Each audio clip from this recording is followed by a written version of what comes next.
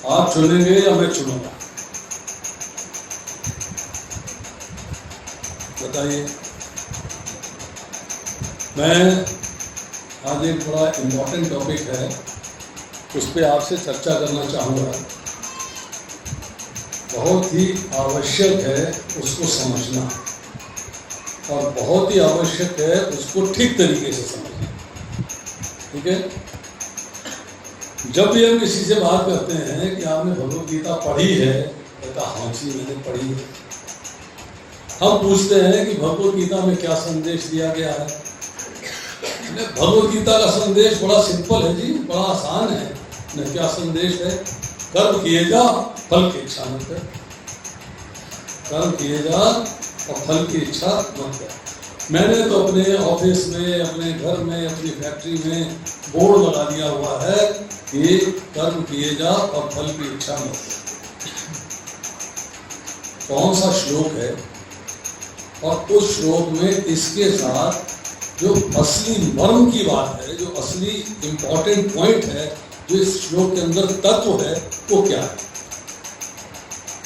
तो कौन सा श्लोक है जिसमें कि ये मैसेज दिया गया है कि कर्म किए जा, फल की इच्छा मत कर?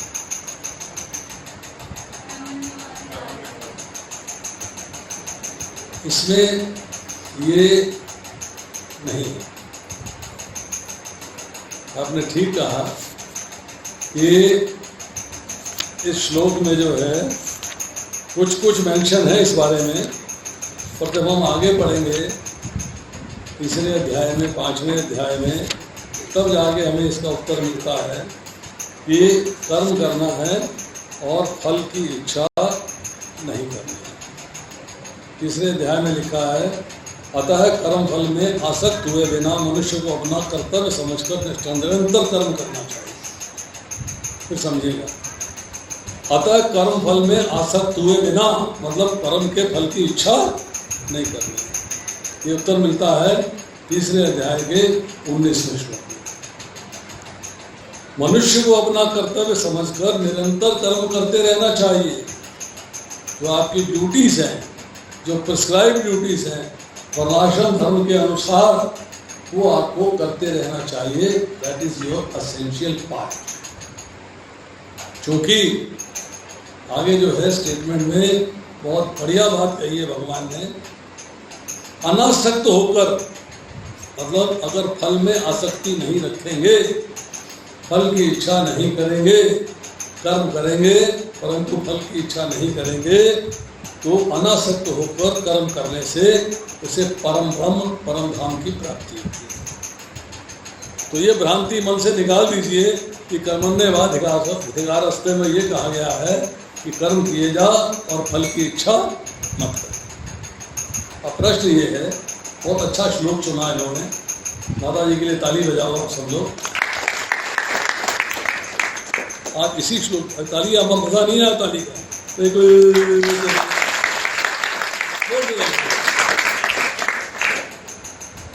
इस श्लोक को समझना बड़ा जरूरी है, वेरी एसेंशियल। कर्मण्येवाधिकारस्ते मां फलेषु कदाचन मां कर्मफलेतु भूमात् संग अस्तु कर्म।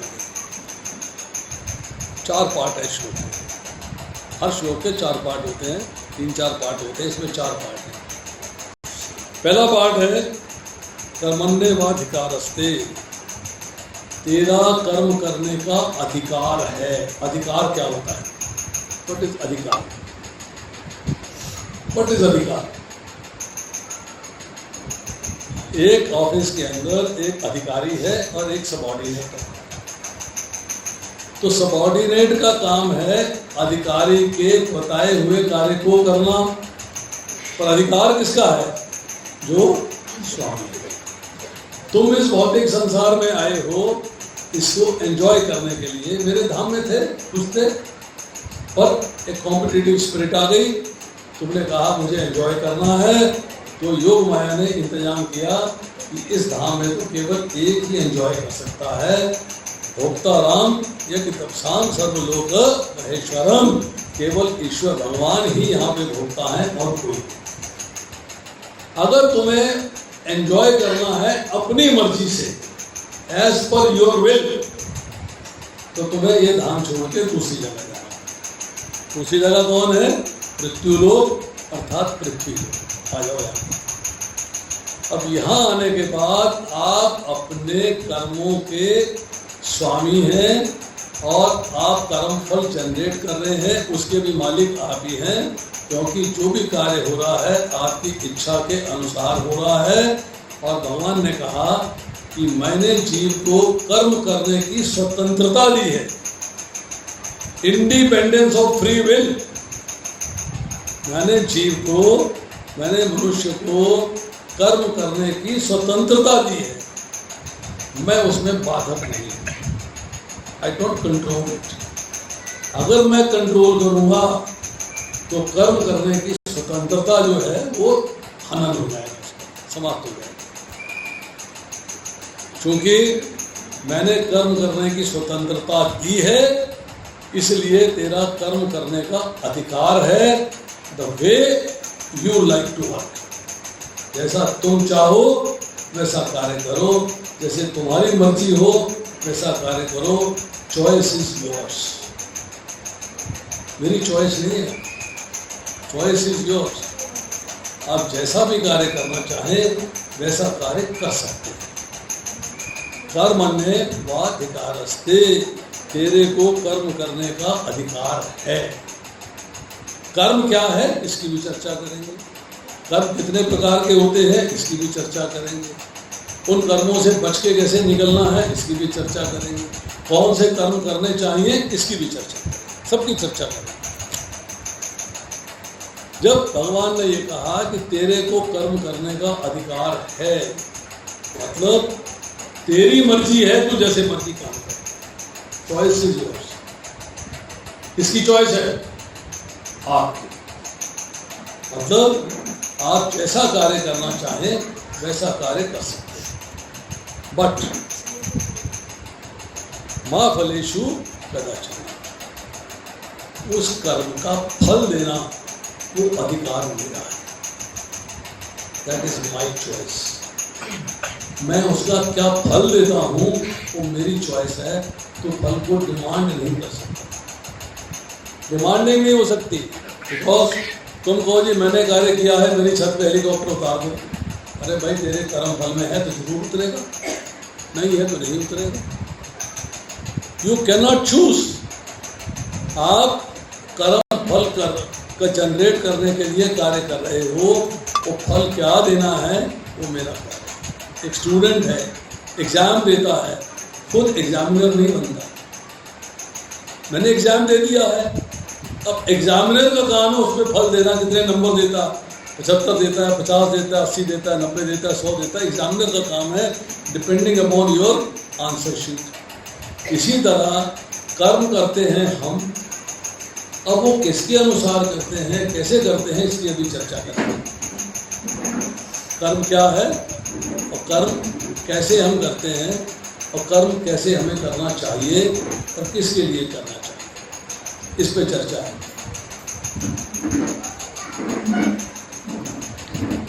भगवत गीता कहती है कि काल और प्रकृति के 3 गुण, सतोगुण, रजोगुण और तमोगुण, इनके संयोग से कर्म होगा। मतलब क्या है? सबसे पहली बात है कर्म का जनरेशन कैसे होता है। अब कर्म क्यों करते, किस लिए? कर्म की साधारण भाषा है एक्शन, कार्य। भगवद गीता कहती है ध्याय तो विश्रांत पुंसा संग तेषु उपजायते। ध्याय तो विश्रांत पुंसा संग तेषु उपजायते। जब इंद्रियों का इंद्र विषयों के साथ संयोग होता है तब उसमें आसक्ति हो जाती है। इसमें उस विषय में जब आसक्ति हो जाती है तो आप उसके फलस्वरूप इच्छा करने लगती है। इच्छा होती है तो इच्छा की पूर्ति के लिए कार्य होता है। समझने वाली बात है, ध्यान से समझिएगा। आपके पास मोबाइल है प्रभु जी? है? कौन सा है? सैमसंग है? कौन सा मोबाइल है आपके पास? कितने रुपए का है? 11,000, 12,000, 15,000? आपने आईफोन 13 देखा है जो 1 लाख है आसपास का? देखा आपने कभी? नहीं देखा ना? इन्होंने दिखा दिया आपको। देखिए प्रभु, 1,30,000 का, क्या क्वालिटी है, क्या ब्यूटी है, क्या फंक्शन है, क्या ये है, क्या वो है, आप आकर्षित हो। किससे हुआ? ये विषय है, ये इंद्रिय है, ये इंद्रिय है। इन इंद्रियों के संयोग से इस विषय के साथ संयोग हुआ तो आपके मन में इच्छा जागृत हो गई कि मुझे ये फोन लेना चाहिए। पहले नहीं थी, पता ही नहीं था। आई हैव नो नॉलेज, मेरे पास ज्ञान ही नहीं था। मेरे पास इच्छा कहां से आएगी? सपना आएगा क्या? मुझे ज्ञान की प्राप्ति हुई मेरी कान के माध्यम से, मेरी आंख के माध्यम से। माता जी हैं, दूसरे घर में गई, अरे 780 लीटर का डबल डोज फ्रिज। अरे हमारे घर में तो 165 लीटर का छोटा फ्रिज लगा हुआ है। माता जी, इसमें 2 दरवाजे हैं अलमारी की तरह। बाईं तरफ का दरवाजा जो है उसमें सारा फ्रीजर है, दाईं तरफ की अलमारी में फ्रिज है और बड़ी बड़ी ट्रे है इसके अंदर। इतना मोटा दरवाजा है, आधा सामान तो हमारा दरवाजों में ही आ जाता है। अच्छा, घर आई और पति से कहने लगी, भाई ऐसा फ्रिज चाहिए। क्यों? विषयों का इंद्रियों से संबंध बना। ध्याय तो विषयान पुंसः, इंद्रियों का विषय से संबंध बना तो आपके इसमें आसक्ति हो गई, मन उसमें रम गया, मन उसमें फिट हो गया। जब मन फिट हो गया अब डिजायर हो गई, ऐसा होना चाहिए। पति ने कहा, भाई 90,000 का फ्रिज है, 1,05,000 का फ्रिज है दूसरी कंपनी में, मेरी तनख्वाह इतनी नहीं है, मेरी कमाई इतनी नहीं है। अरे देवेंद्र के यहाँ तो है, वो तो आपकी पोस्ट पे है। जो काम नौकरी आप करते हो वही नौकरी वो करता है, जो ऑफिस आपका वही ऑफिस उसका है। जो फ्रिज ले सकता है तो आप क्यों नहीं ले सकते? वो रिश्वत खाता है, वो पाप कर्म करता है। मैं पाप कर्म नहीं करना चाहता, बट एक बार कर लो। फ्रिज बार बार थोड़ा आना, एक बार कर लो। मतलब वो डिजायर ने कर्म करने के लिए कंपेल किया है। जब तक डिजायर नहीं पैदा होती है तब तक कर्म नहीं होता है। डिजायर हुई तो कर्म हुआ। अब आपका कर्म करने का अधिकार है, आप रिश्वत लो चाहे ना। कर्म होता है काल और गुणों के संयोग से, सतोगुण में, रजोगुण में, तमोगुण। सतोगुण में कार्य कैसे होगा, रजोगुण में कार्य कैसे होगा, तमोगुण में कार्य कैसे होगा? विषयों का चिंतन किया, आसक्ति हो गई, इच्छा हुई, कर्म होना है। अब उस कर्म को होना है तो वो 3 गुणों में कैसे होगा? 3 गुण है, सात्विक, राजसिक और तामसिक। क्या नाम है तुम्हारा? अमृत कुमार। पुरानी माना तुम्हारे लिए कुछ बात करने वाला। अमृत कुमार जी स्कूल की रिपोर्ट लेकर फेल हो गए। अब फेल हो गए हैं तो पिता का रिस्पॉन्स क्या है?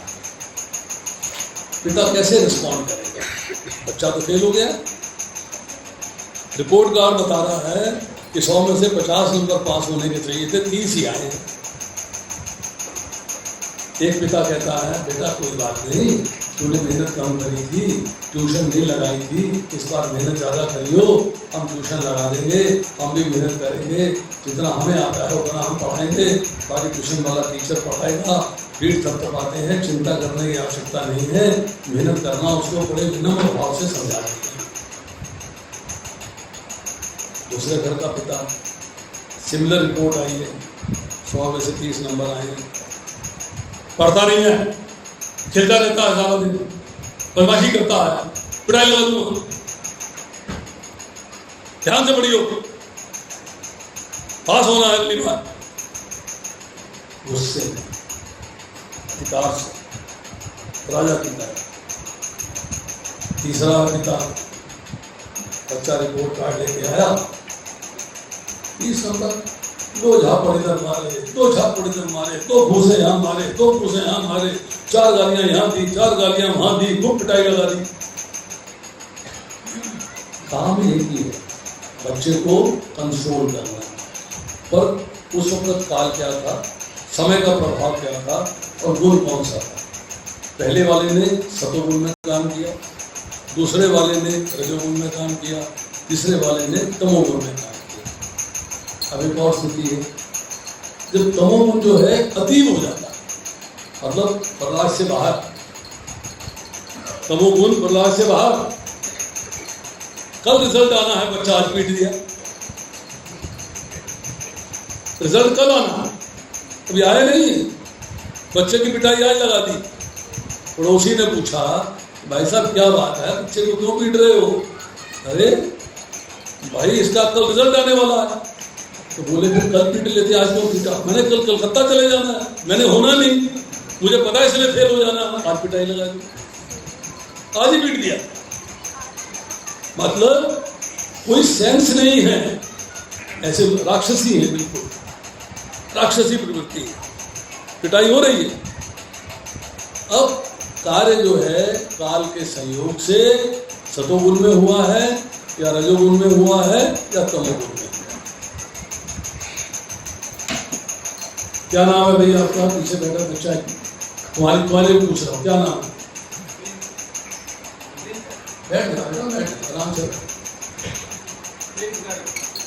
प्रभु जी आप दूर बैठे हो, जरा पास आ जाओ, मेरे यहाँ पे बैठ जाओ कृपा करके, बड़ी मेहरबानी होगी, क्या बोला के बैठा दो। प्रभु जी आपका क्या नाम है? खड़े हो जाओ, खड़े हो जाओ, यहाँ आगे बैठो। काम एक ही किया, काम एक ही है, इसके साथ प्रेम से बात करी है, उसके साथ गुस्से में बात करी है। क्या नाम है आपका? 2 गालियां दी पहले, 2 गालियां दी बाद में बोला यहां पे बैठो। काम एक ही है, बुला के अपने पास बिठाना, अपने सानिध्य में बिठाना, परंतु सतोगुण में किया, रजोगुण में किया या तमोगुण में किया। तो कार्य जो है वो सतोगुण में हो सकता है, रजोगुण में हो सकता है, तमोगुण में हो सकता है, डिपेंड करता है कि उस काल के अनुसार कौन सा गुण आप पर हावी था। आप में सतोगुण हावी था या रजोगुण हावी था या तमोगुण हावी था, इस पे डिपेंड करता है। डाटा है राशि ठाट से खड़े हो गया, यही बोला ना, वहां से यहां बुला के बिठाया, इसको भी यहां बुला के बिठाया, काम तो एक ही किया। अब कर्म हो रहा है। दूसरी बात, आप कर्म किसके लिए कर रहे हैं? अपने लिए। किसके लिए कर रहे हैं? अपने लिए। मेरे को खुशी मिलेगी, मुझे आनंद मिलेगा, मुझे संतुष्टि मिलेगी, मेरे को संतोष मिलेगा कि ये काम हो जाए, ये काम हो जाए तो मैं बड़ा खुश हूं। काम मैंने अपने लिए किया, शास्त्र के अनुसार या शास्त्र के विरुद्ध।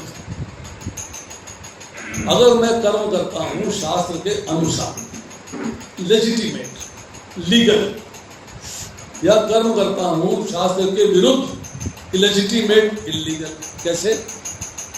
उसका उदाहरण देते हैं।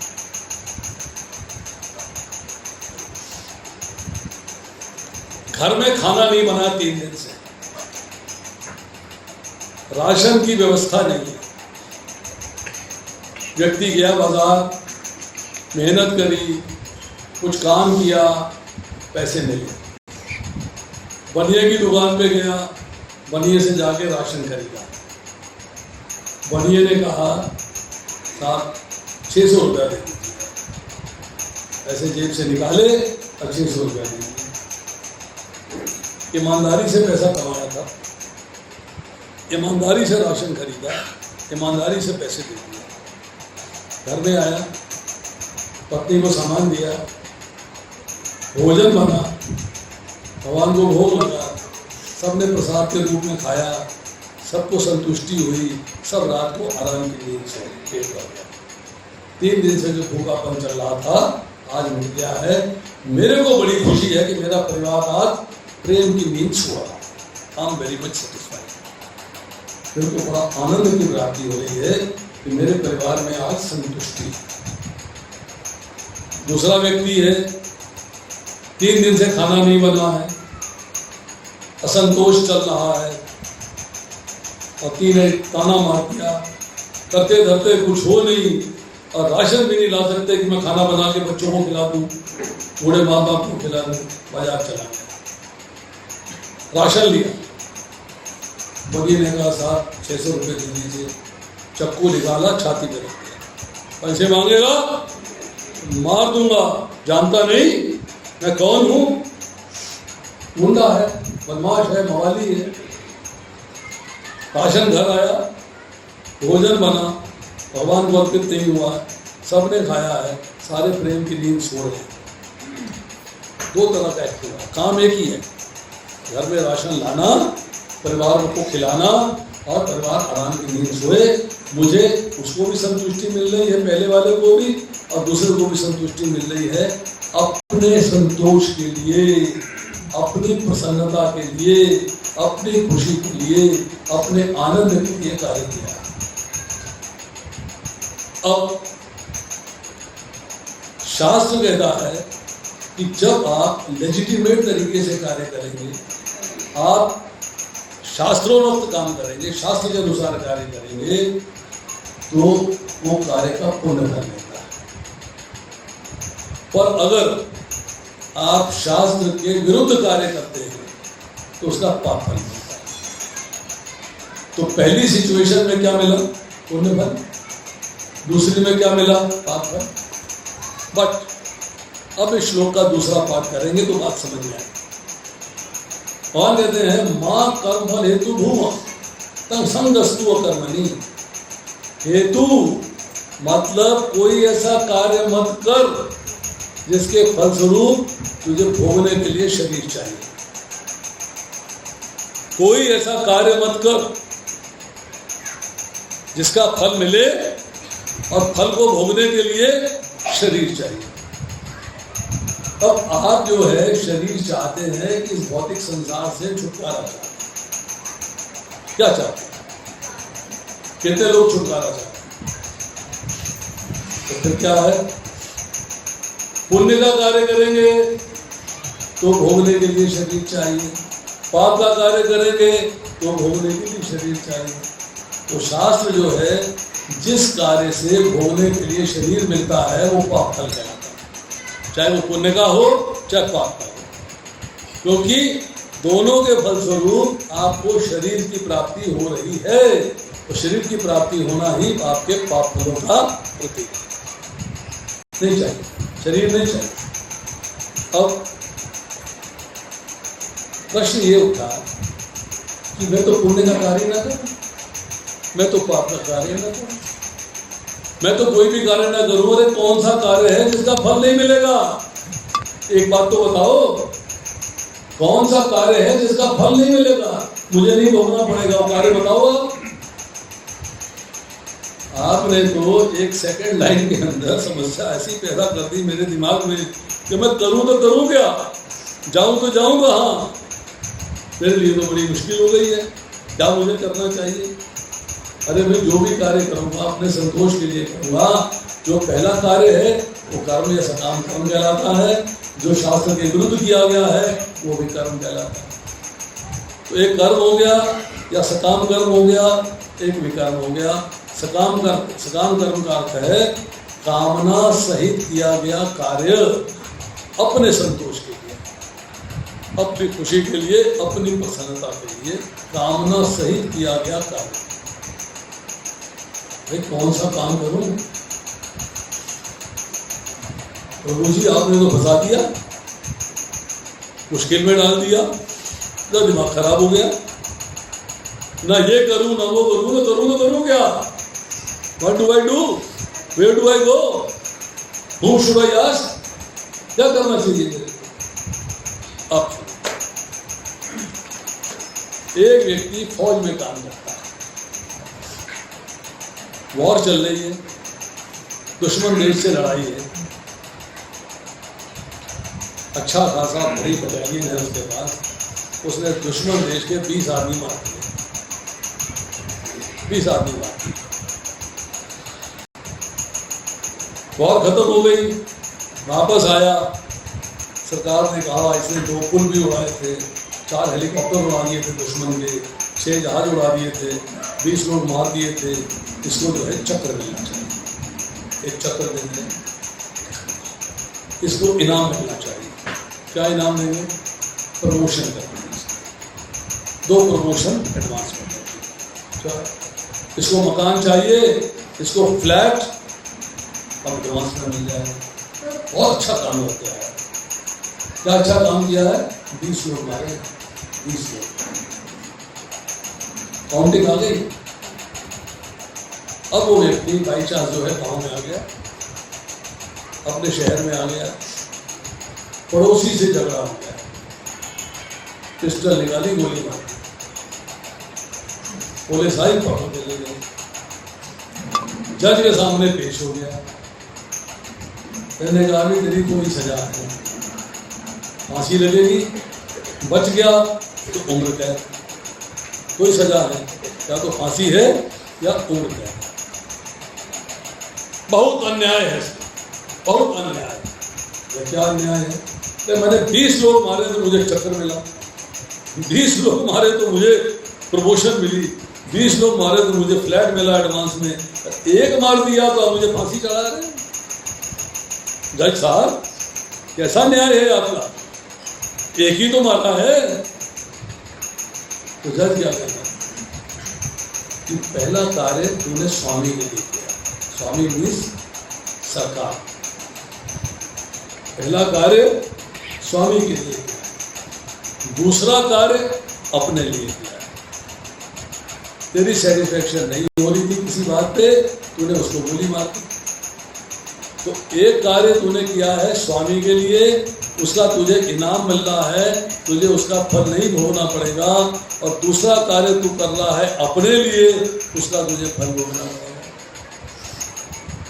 हमारे स्वामी कौन है? कौन है हमारे स्वामी? तो अगर हम भगवान के आदेश के अनुसार कार्य करेंगे, उनके आदेश के अनुसार, तो हमें उसका फल नहीं भोगना पड़ेगा।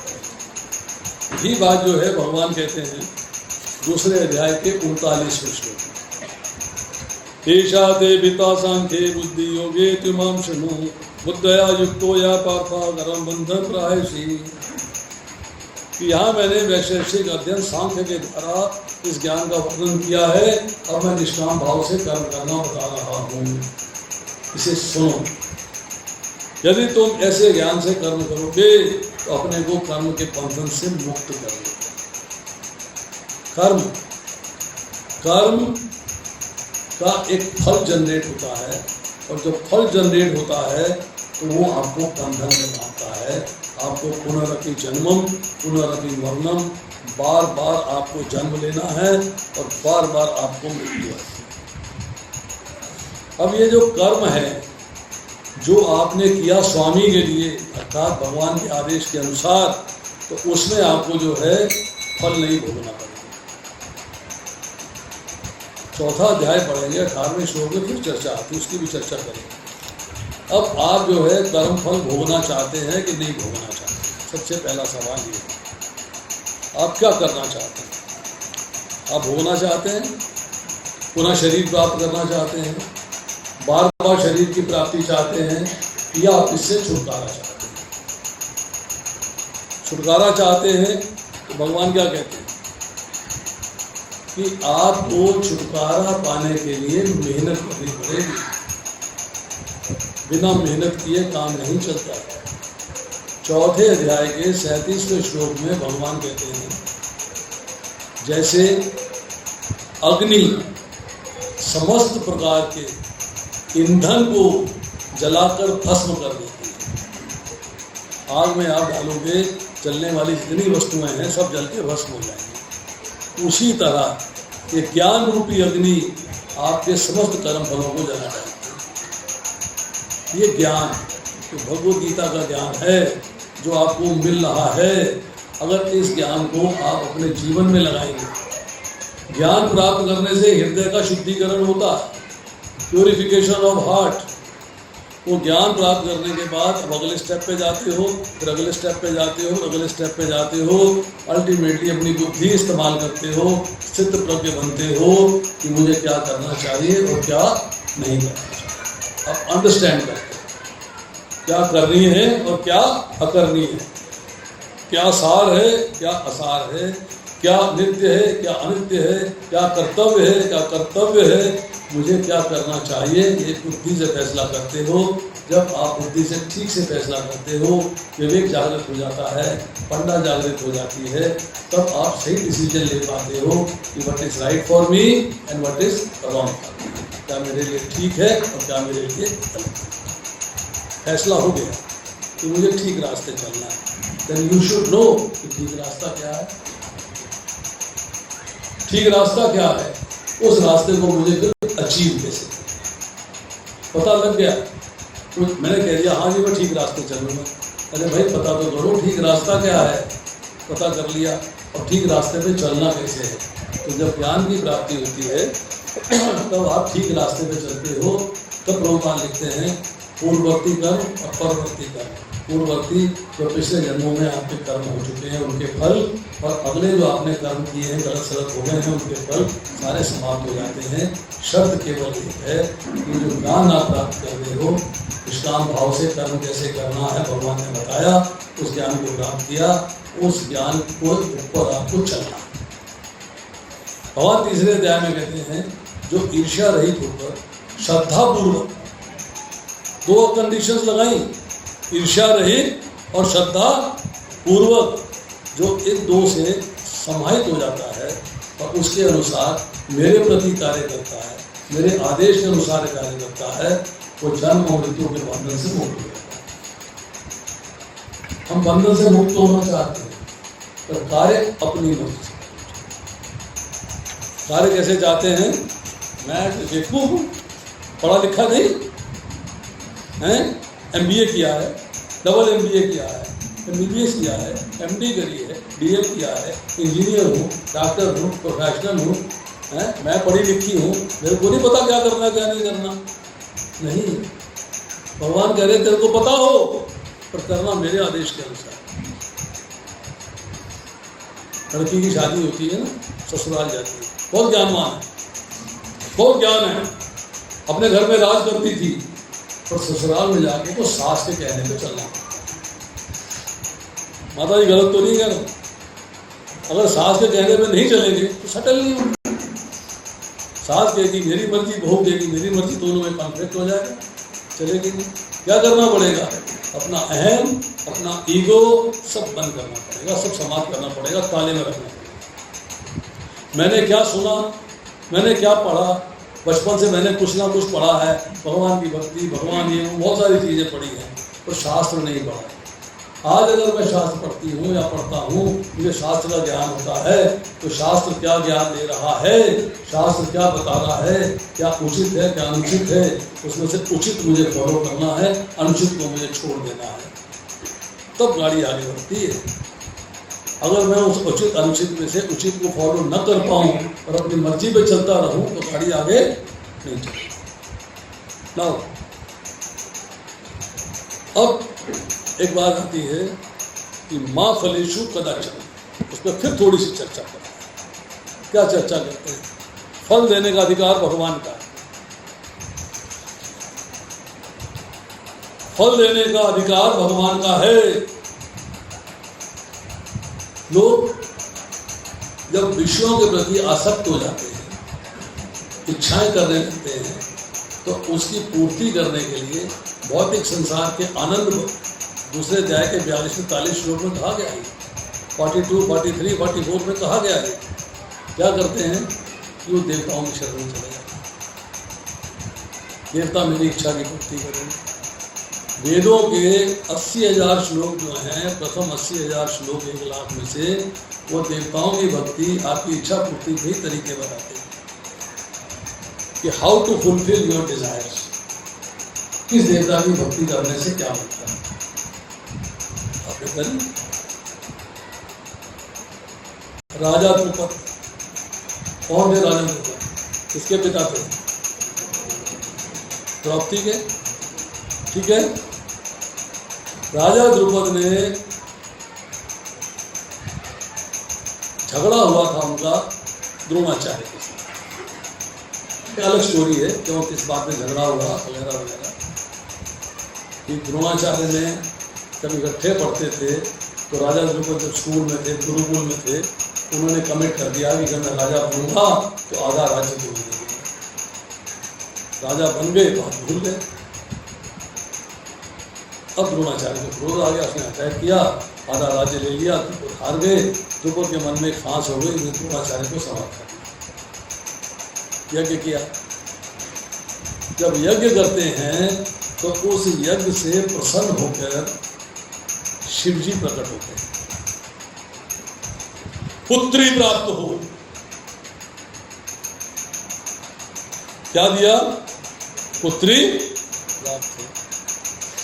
राजा द्रुपद कहते हैं भगवान ये रूल है, कानून है, रूल है कि जब किसी देवता की विधि पूर्वक भक्ति करी जाती है और देवता प्रसन्न होता है तो प्रकट होकर पूछता है वर मांगो, और फिर भक्ति करने वाला वर मांगता है तो वर के अनुसार उसे वर देना है।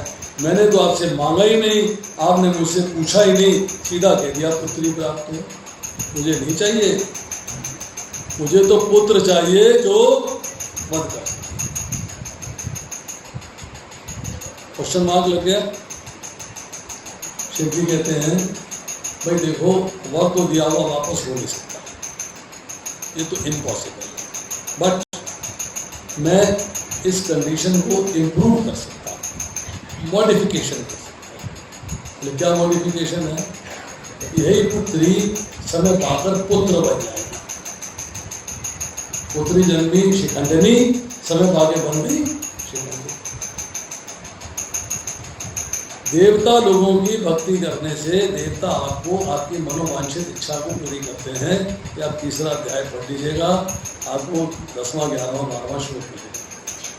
इच्छा पूर्ति करना, डिजायर भक्ति विधि पूर्वक होनी चाहिए, सिस्टम से होनी चाहिए। आपकी डिजायर फुलफिल करेंगे, भगवान नहीं करते। भगवान कहते हैं फल देना तो मेरे हाथ में है, तू जो मर्जी डिजायर करता रहे, तू जो मर्जी डिजायर करता रहे, कर्म करेगा तो फल देना मेरे हाथ में है।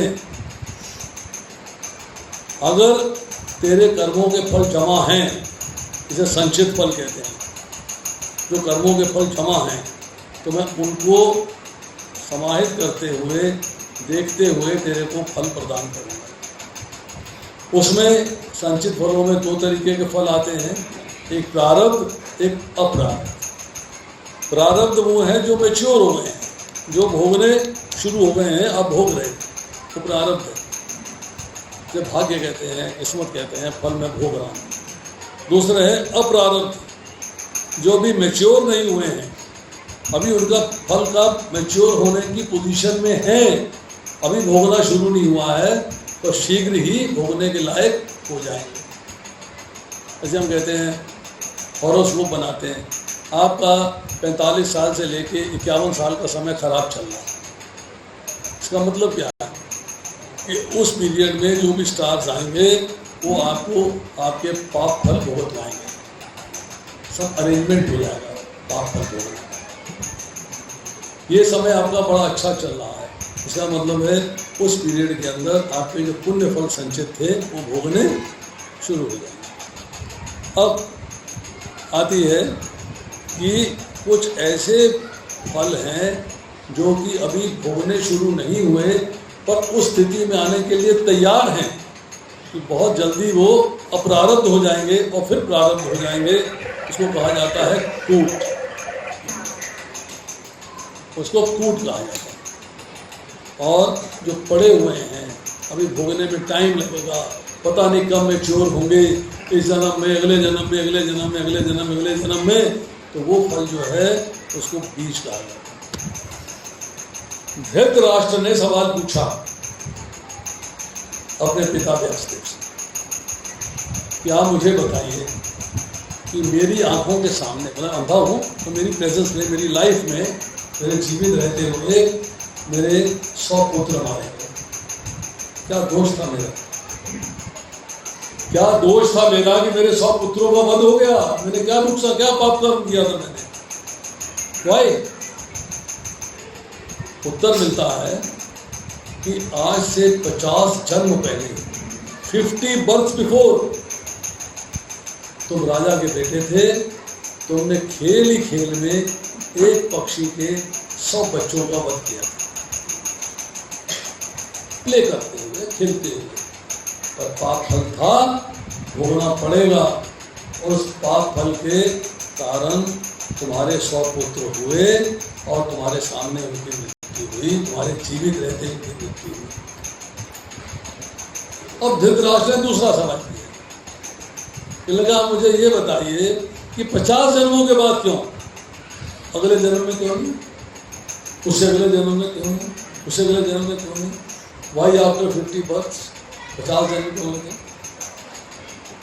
तो व्यासदेव जी ने उत्तर दिया कि तुमको लड़का पैदा होने के लिए, बालक पैदा होने के लिए बहुत पुण्य कर्मों की जरूरत होती है, बहुत पुण्य कर्म चाहिए। 50 जन्मों में पुण्य कर्म जमा हुए, संचित हुए, अब उनके संचित होने के बाद इस जन्म के अंदर उनका फल मिला है कि तुम्हारे 100 पुत्र हो। और चूंकि तुमने मारे थे तो तुम्हारे सामने 100 का वध होगा। कर्म फल, अब बहुत पुरानी कहावत है, कर्मन की गति न्यारी। कर्म के, जो कर्म मीमांसा है, जो कर्म को समझना है, उसकी गति न्यारी है, आम आदमी नहीं समझ सकता। One can not understand, it's difficult to understand. अब उसको ध्यानपूर्वक समझना चाहिए कि मुझे किस प्रकार का कार्य करना है। मुझे भगवान की सेवा का कार्य करना है या मुझे अपनी सेवा का कार्य करना है? What is the kind of activity I should perform? अब देखिए, 14वां अध्याय, चौथा अध्याय लेते हैं। चौथा अध्याय में बड़ा अच्छा श्लोक आ रहा है। कर्म क्या है, अकर्म क्या है? कर्म क्या है, अकर्म क्या है, ये निश्चित करने में बुद्धिमान व्यक्ति भी मोहग्रस्त हो जाता है, कंफ्यूज हो जाता है, अंडरस्टैंड नहीं कर पाता। कर्म करना चाहिए या अकर्म करना चाहिए? अकर्म के 2 मीनिंग, वो भी अभी बताता हूँ। अतः मैं तुमको बताऊंगा कि कर्म क्या है, जिसे जानकर तुम सारे अशुभ से मुक्त हो जाओगे। फिर भगवान कहते हैं, कर्म की बारीकियों को समझना अत्यंत कठिन है। बारीकी मतलब उसका जिस्ट, उसके इंटरनल मीनिंग्स, उसको समझना अत्यंत कठिन है। भगवान की स्टेटमेंट है, हम नहीं कह रहे। अतः मनुष्य को चाहिए कि वह ठीक से जाने कि कर्म क्या है। क्या हम ठीक से जानते हैं?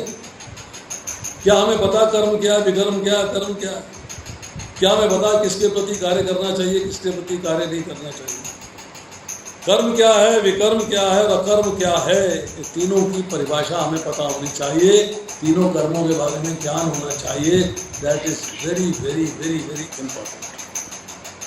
अब भगवान कहते हैं, जो मनुष्य कर्म में अकर्म और अकर्म में कर्म देखता है, कंफ्यूज कर दिया। फिर कर्म में अकर्म कैसे देखा जाएगा, अकर्म में कर्म कैसे देखा जाएगा? तो बड़ी कंफ्यूजिंग स्टेटमेंट है।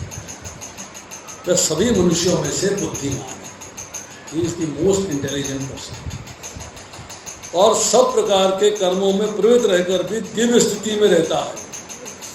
अब कर्म क्या है और अकर्म क्या है, इसको समझना जरूरी है। और किस तरह हम जो है इसको अंडरस्टैंड कर सकते हैं कि कर्म में अकर्म और अकर्म में कर्म। कितने लोग इसके बारे में, समय हो गया 8 बजने वाले, कितने लोग जानना चाहते हैं कर्म क्या है और अकर्म क्या है? ये मैंने आपको बता दिया।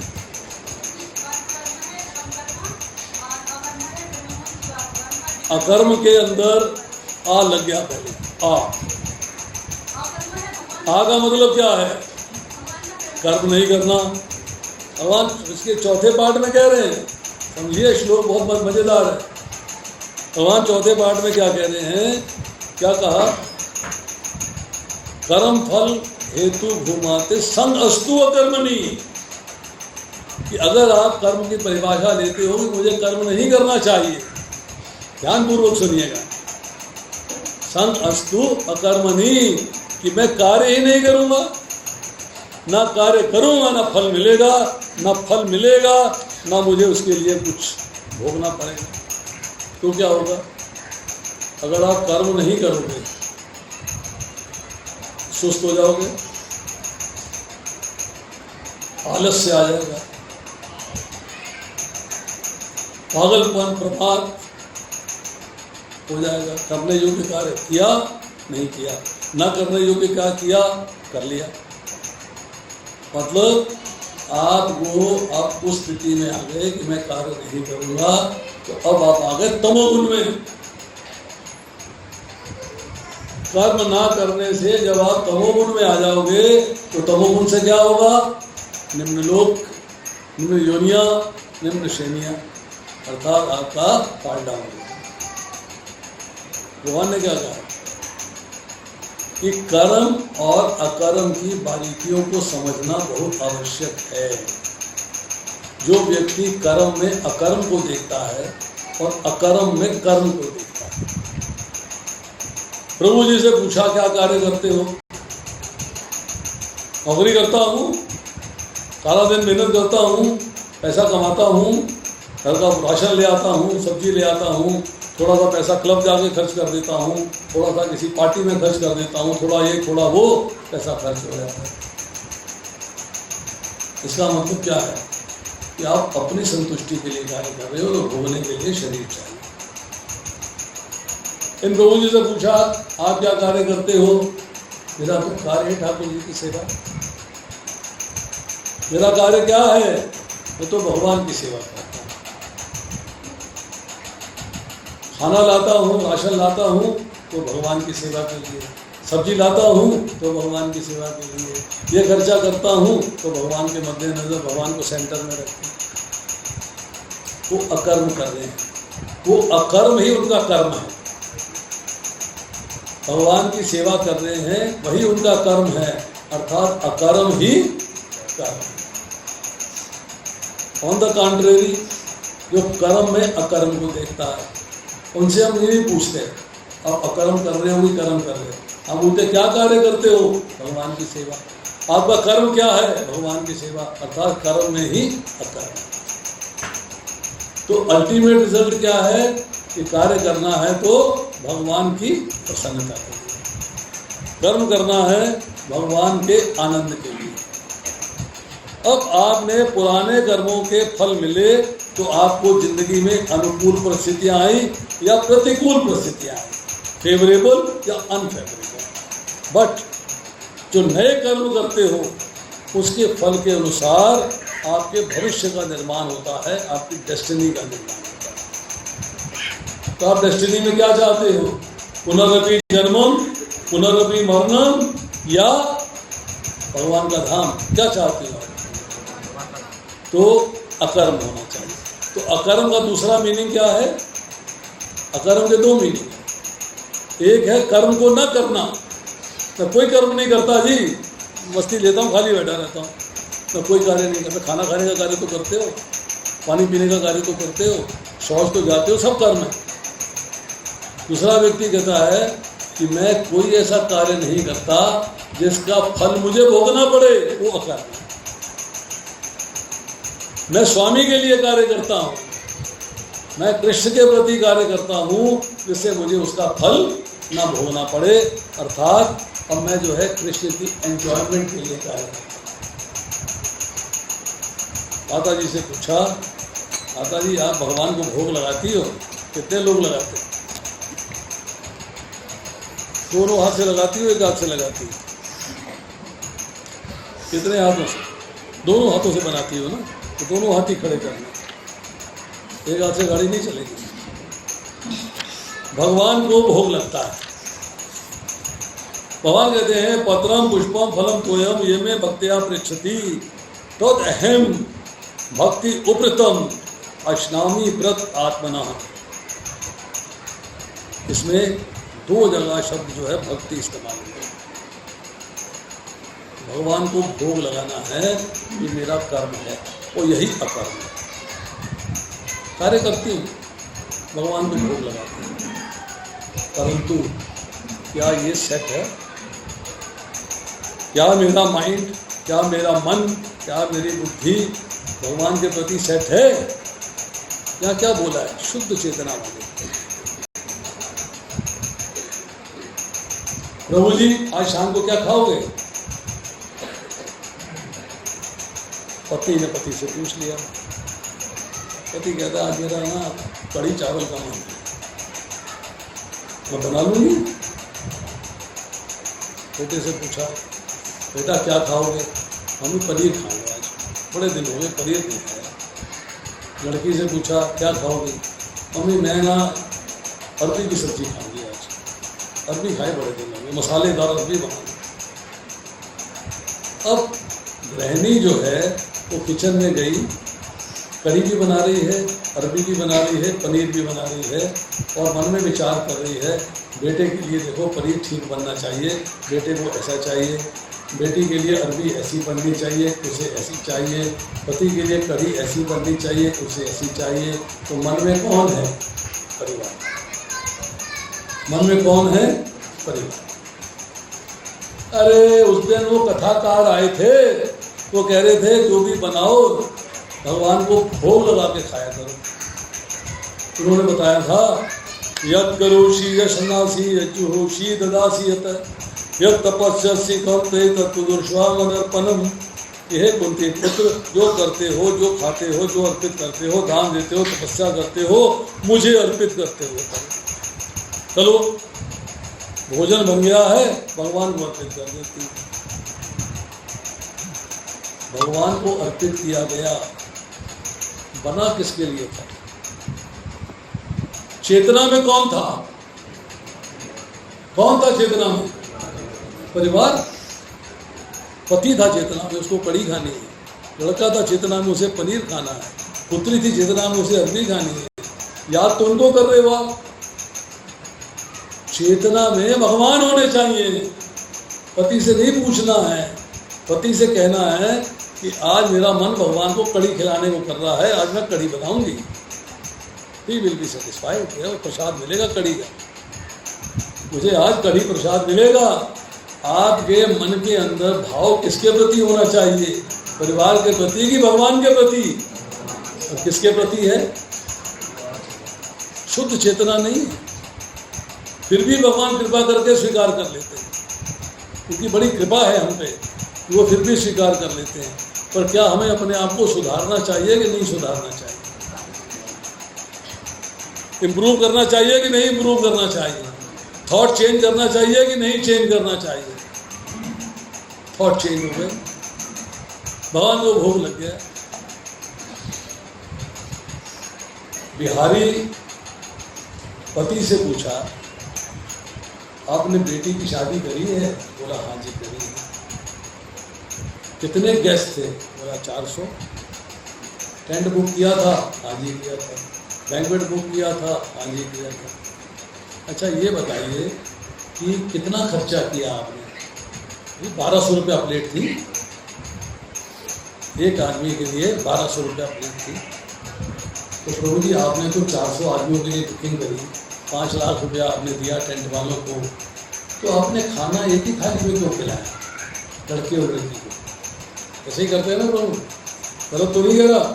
तुम्हारी शादी हो गई है, हुई, पत्नी के साथ प्लेट में खाना खाया था कि अलग खाया था? ईमानदारी से बोलना। एक ही प्लेट में खाया था। इतने कंजूस है लड़की वाले। अरे 5 लाख खर्च कर सकते हैं, 1200 नहीं खर्च कर सकते थे? और मेरे को अलग प्लेट में देते, पत्नी को अलग प्लेट में देते, क्यों खाया अभी एक प्लेट में? पैसा बचाना था क्या? 5 लाख खर्च करते हुए कलेजे में दर्द नहीं हुई, 1200 खर्च करते कलेजे में दर्द हो गई। बोले नहीं नहीं जी, ऐसी बात नहीं। फिर कैसी बात है? ऐसा है कि पति पत्नी जब एक दूसरे की जूठन खाते हैं तो उनका प्रेम बढ़ता है। गलत तो नहीं कह रहा? ऐसे ही कहा होगा तुम्हारे माता पिता ने, तुम्हारे ससुराल वाले। जूठन खाते हैं तो प्रेम बढ़ता है।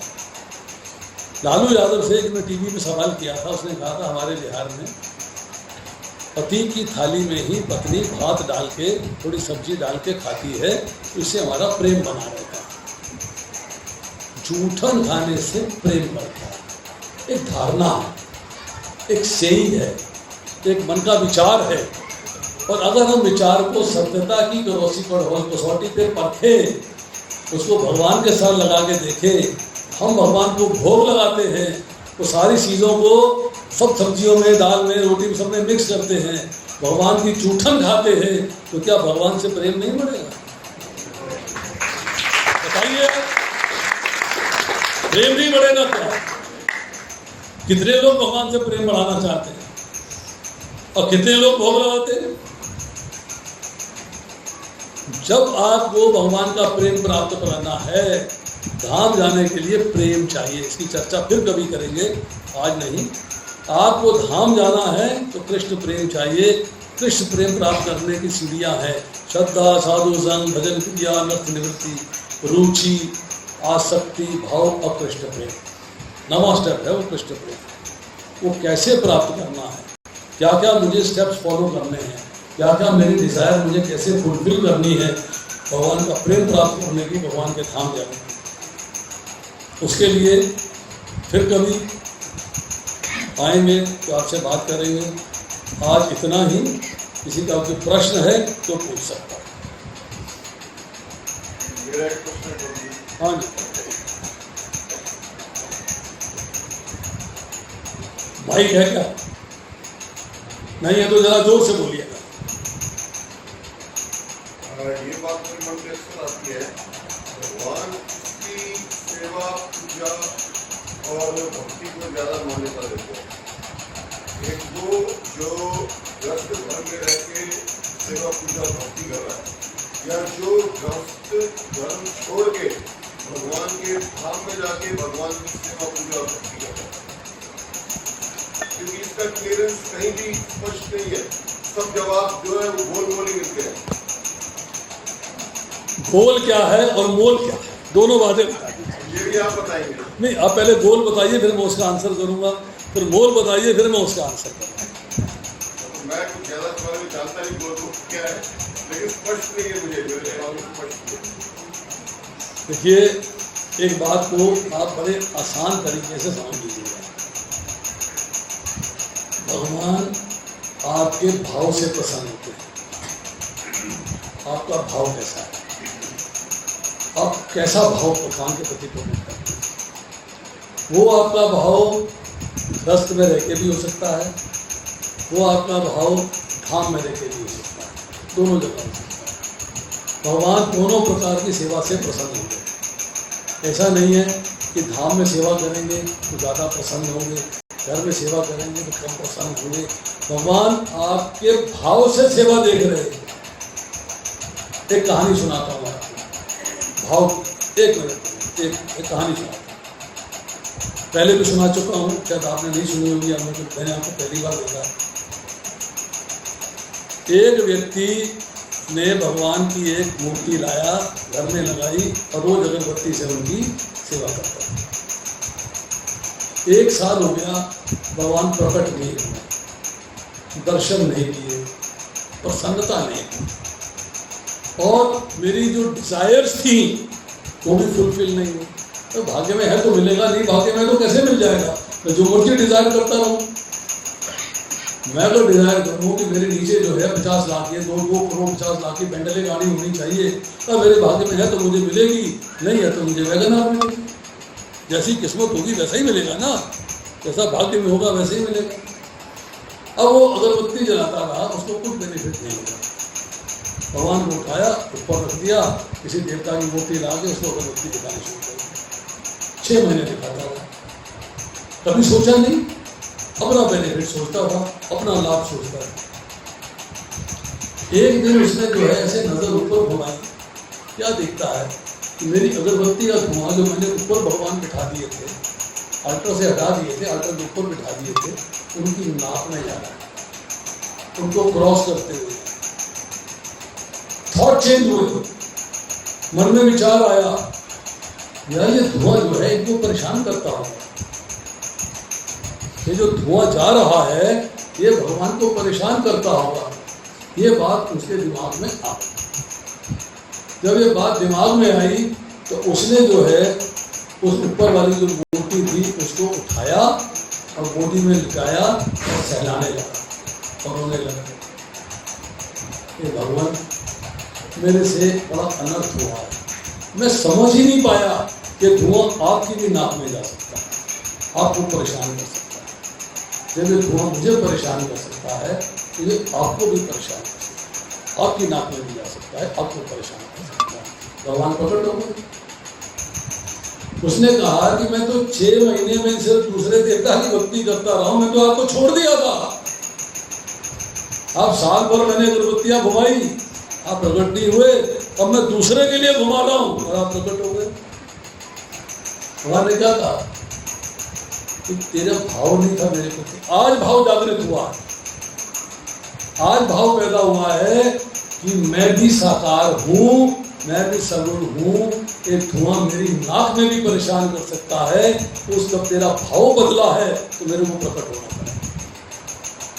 जब आप कहीं भी हो, आप कहीं भी हो, जब आप भगवान की सेवा करते हैं, भगवान आपका भाव देखते हैं।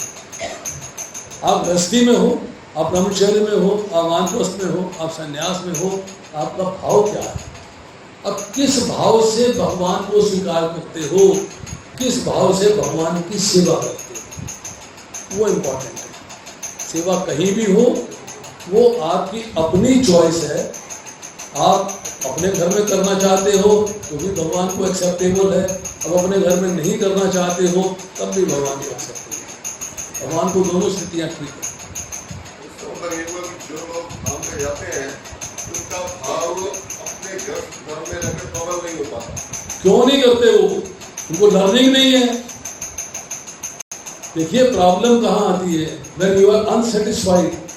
आप कह रहे हो ना पूरा नहीं होता, इसका मतलब वो सेटिस्फाइड नहीं है। इसका मतलब ये है कि उन्होंने अपना क्वेश्चन किसी ऐसे भक्त से नहीं किया जो उन्हें सेटिस्फाई कर सके। अगर आपको सेटिस्फाई किया जा सकता है तो आपको खुश रहना चाहिए, बिकॉज आई एम सेटिस्फाइड। भगवान क्या कहते हैं? भगवान ने 2 बातें कही। पहली बात, ना मैं योगियों के हृदय में रहता हूँ ना बैकुंठ में, मैं वहां रहता हूँ जब भक्तगण मेरी चर्चा करते हैं। यही बात मुझे 10वें अध्याय के 9वें श्लोक में, मत चिंता मत पाना बोधयन्ते परस्परम, आपस में चर्चा करनी, आपस में भगवान की चर्चा करनी, दिस इज इम्पॉर्टेंट। अब आप जो है दूसरा स्टेटमेंट भगवान का क्या है कि मैं वृंदावन छोड़ के कहीं नहीं जाता, ये मेरी प्रिय राधिका जी हैं, इनके साथ मैं रास रचाता हूँ, आनंद लेता हूँ, जहाँ भी कार्य होते हैं मेरे विस्तारों के द्वारा होते हैं, मैं वृंदावन छोड़ के नहीं जाता। अब मैथ्स पढ़े हो, अलजेब्रा पढ़े हो थोड़ा बहुत, A is equal to B, B is equal to C, तो C is equal to A। भगवान ने पहला स्टेटमेंट दिया कि मैं वहां रहता हूं जब भक्तगण मेरी चर्चा करते हैं। दूसरा स्टेटमेंट दिया मैं वृंदावन छोड़ के जाता नहीं, मतलब भगवान वृंदावन में रहते हैं, उसको छोड़ के कहीं जाता नहीं। फिर कहते हैं ना मैं बैकुंठ में रहता हूँ ना योगियों के हृदय में, मैं वहां रहता हूँ जब भक्तगण मेरी चर्चा करते हैं। इसका मतलब है जहाँ भगवान के भक्तगण भगवान की चर्चा करते हैं वहाँ भगवान उपस्थित हैं। भगवान आपके बीच में हैं, आप उनको अपनी चरण चक्षुओं से देख नहीं सकते, और क्योंकि भगवान यहाँ उपस्थित हैं इसलिए ये स्थान वृंदावन है। इसको लेके चलिए। हम लोग समझते नहीं, हम लोगों ने पढ़ा नहीं, हमने ज्ञान नहीं प्राप्त किया। हमने ज्ञान प्राप्त किया है तो अधूरा किया है, पूरा नहीं किया। भगवान उपस्थित है साक्षात, हम उन्हें भगवान नहीं मानते। भगवान कहते हैं मैं उपस्थित हूं, मैं तो कहीं जाता नहीं, वृंदावन छोड़ के नहीं जाता। जब वृंदावन छोड़ के नहीं जाते तो भक्त का चर्चा करते वहां कौन है? आप ही तो हैं। इसका मतलब है जहाँ चर्चा हो रही है वो वृंदावन है। तो ये वृंदावन है, ये पानीपत नहीं है। आज की तारीख में हम यहाँ बैठे हैं, चर्चा कर रहे हैं, तो ये जगह वृंदावन है, इसलिए यहाँ सेवा कर रहे हैं, तो वृंदावन धाम में सेवा हो रही है। अब भाव तो बदलो, अब अपना मूड तो चेंज करो। मूड चेंज नहीं किया, वो पिटी पिटाई लकीर है, उसी में चले जा रहे। वो मैंने सुना था, मैंने वो सुना था। अरे भाई, शास्त्र क्या कहता है, भगवान क्या कहते हैं, भाव क्या है, इसको जिस दिन समझ लेंगे उस दिन आपके सारे कंसेप्ट क्लियर हो जाएंगे। हरे कृष्णा।